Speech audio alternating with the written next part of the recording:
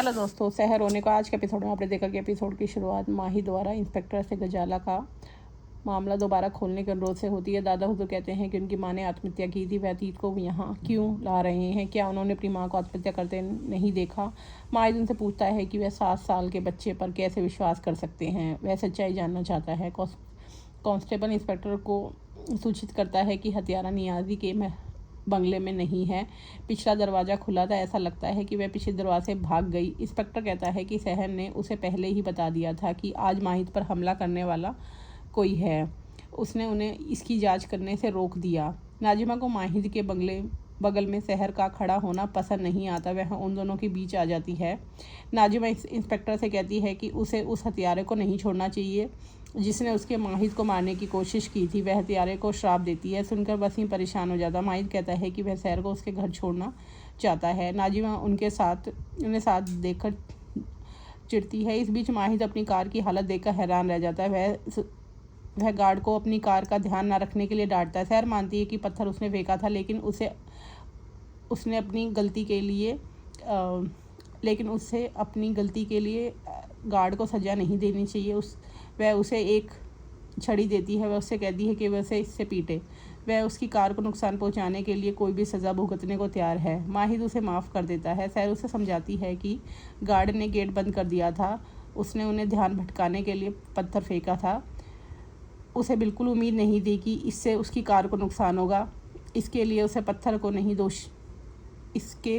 पत्थर को ही दोषी ठहराना होगा। वह उसकी कार पर नहीं गिरना चाहिए था।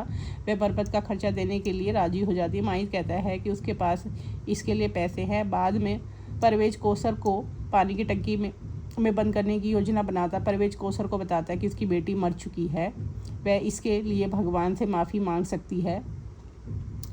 वह उसे टंकी में धकेल देता है। कोसर को सांस लेने में दिक्कत होती है। बाद में माही सहर को उसके घर के पास छोड़ देता है। वह कार के नुकसान को देखती है और उसे अपराध महसूस होता है। महज उसे दिलासा देता है। सहर उसे भरोसा दिलाते है कि डॉक्टर बनने के बाद वह उसके पैसे चुका देगी। माहिद कहता है कि वह इसका इंतज़ार करेगा। इस बीच सुल्ताना फरीद को रोकती है। वह कहती है कि उसे कोसर को यहाँ नहीं लाना चाहिए था। हम अमल के माता पिता हैं। फरीद कहता है कि वह बेहतर जानता है कि इस समय उसकी बेटी को क्या चाहिए। थोड़ी देर बाद एक रेस्टोरेंट वाला माहिद को देखता है। वह कहता है कि वह दुकान बंद करने वाला है। वह उसे उसकी पसंदीदा मिठाई खाने के लिए बुलाता है। सहर उसे चखती है और उसकी तारीफ़ करती है। रेस्टोरेंट वाला माहिद से कहता है कि वह उसकी दुकान पर पहले रोज़ आता था। इस बीच सुल्ताना एक नर्स से पूछती है कि वह यह खाना कहाँ लेके जा रही है। नर्स उसे बताती है कि यह खाना अमल के लिए है। सुल्ताना कहती है कि अमल को उसका पसंदीदा खाना देना चाहती है। उसे अस्पताल का खाना पसंद नहीं आएगा। सुल्ताना अमल को इमोशनल रूप से ब्लैकमेल करती है। अमल अपना आपा खो बैठती है और नर्स से अपने पिता को बुलाने को कहती है। नर्स फरीद को बताती है कि अमल को होश आ गया है, वह उससे मिलना चाहती है। फरीद उसे सिर हिलाकर सहमति देता है। बाद में माही सहर को उसके घर वापस छोड़ देता है।